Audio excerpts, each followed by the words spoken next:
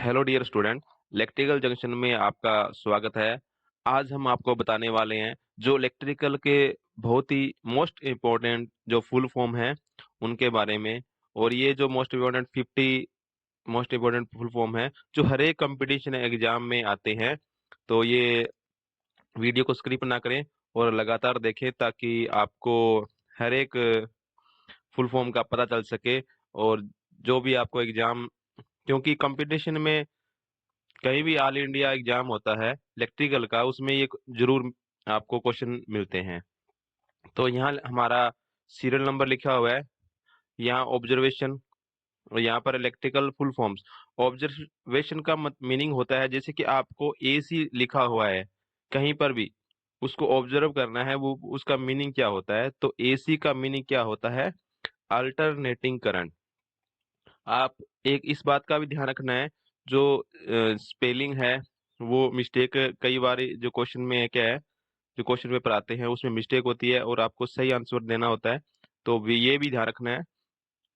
Alternating current होता है। DC mean direct current. Alternating current है जो हमारे घरों में हमें 230 वोल्टेज मिलती है, वो अल्टरनेटिंग करंट है।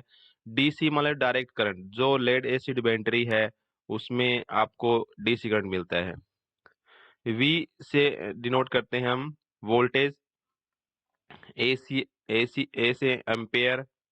जो A/C लिखा हुआ है उसका मतलब होता है एयर कंडीशन।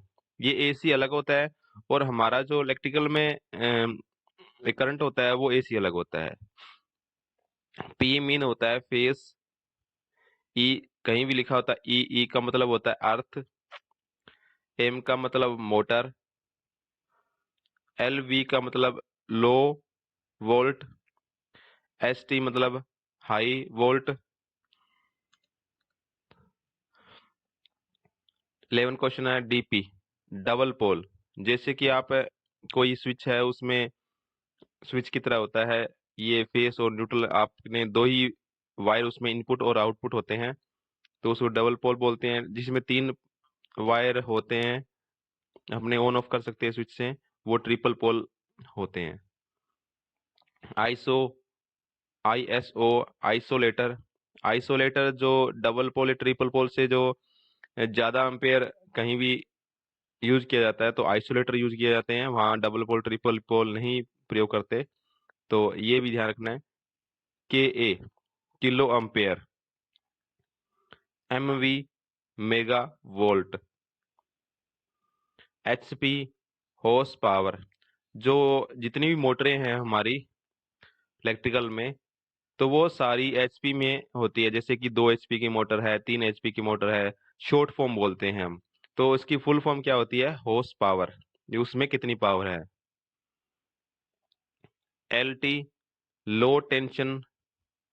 लो tension. HT high tension. Low tension मतलब 11 केवी से लाइन नीचे है, जिसे वोल्टेज 11,000 वोल्टेज से नीचे है तो वो लो टेंशन होती है। एचटी मतलब 11,000 से ऊपर जो लाइन है उसको एचटी बोल देते हैं, तो high tension. KVA kilo volt ampere. KVA हमेशा आपका जो इन्वर्टर है उसको केवीए में डिनोट किया जाता है। जैसे कि 1200 केवीए का इन्वर्टर है, 1300 केवीए का इन्वर्टर है, तो केवीए केवीए मतलब फुल फॉर्म होती है kilo volt ampere. NVC no volt coil. No volt पे ये काम नहीं करती। 21वां क्वेश्चन है हमारा O L 21 O L R overload relay. Next है O L P overload protection. जो मोटर को या स्टार्टर कोई भी सिस्टम को प्रोटेक्ट करती है ओवरलोड से, उसको ओ एल पी होता है। उसके बाद है टी एस थर्मो स्विच। हमारे पास जैसे पानी गर्म करते हैं, गीजर है, और उसमें जब पानी गर्म होने के बाद वो बंद हो जाता है ऑटोमेटिकली, तो वो उसमें स्विच लगा होता है एक, thermo switch. T R meaning होता है transformer. TP PT pressure transmitter. PCC power control centre, जहाँ से हम पावर को कंट्रोल करते हैं, वो पीसीसी रूम होता है, जैसे रूम हो जाता है या कोई सिस्टम हो जाता है। एमसीसी मोटर कंट्रोल सेंटर, जहाँ मोटरों को कंट्रोल किया जाता है। RCC result current circuit breaker. MCB जो अपने आप घरों में लगाते हो, एमसीबी मिनिएचर सर्किट ब्रेकर। ये सारे जो है प्रोटेक्ट करने वाली डिवाइस है। ACB air circuit breaker, air circuit breaker. तो जैसे कि हमारी कोई जैसे अब एमसीबी लगा दी आपने, आपके 16 एम्पेयर की एमसीबी है, घर में लगा रखी है। जब आप उस पे लोड डालते हो 20 एम्पेयर, तो वो क्या ट्रिप हो जाती है, तो वो प्रोटेक्ट कर देती है, या शॉर्ट सर्किट हो जाता है घर में कहीं पे भी, तो ये एमसीबीयां हैं वो ऑटोमेटिकली ऑफ हो जाती है, तो वो उससे डिवाइस को जलने से बचाती है।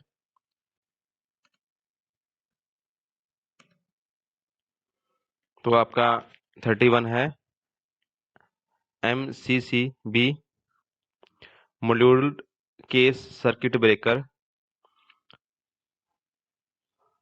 OCB oil circuit breaker.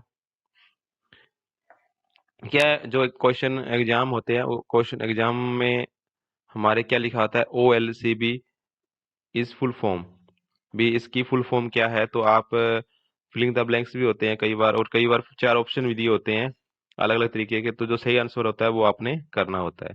तो PLC programming logic controller.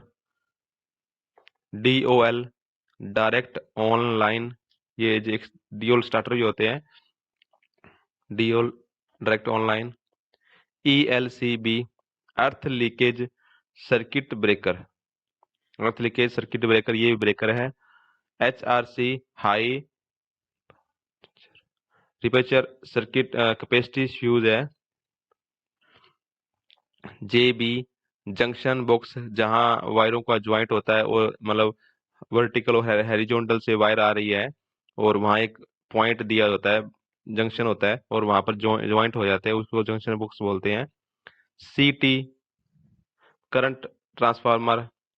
PT potential transformer, जो करंट ट्रांसफार्मर है, ये एक मेजरिंग डिवाइस होते हैं, जैसे करंट को वोल्टेज एम्पेयर को मापते हैं, और पीटी वोल्टेज को मापते हैं। ये आपके जैसे सब स्टेशन है वहां पर लगाए जाते हैं सीटीपीटी।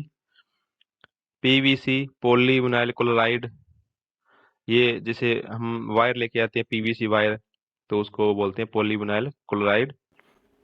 उसके बाद है 41 HPMV high pressure mercury vapour lamp.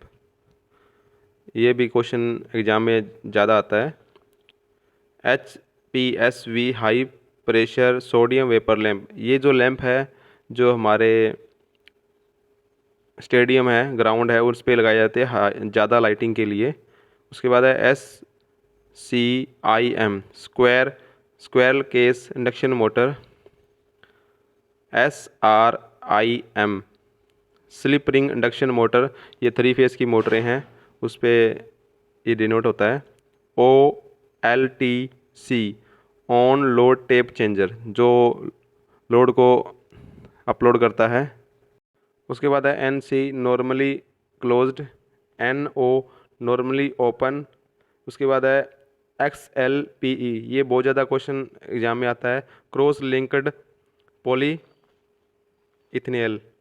उसके बाद है FRIS fire resistance low smoke, जो एक वायर होता है उस पर डिनोट होता है, अभी वो जलने पर स्मोक नहीं रहती। उसके बाद है SWA सिंगल वे राउंडेड।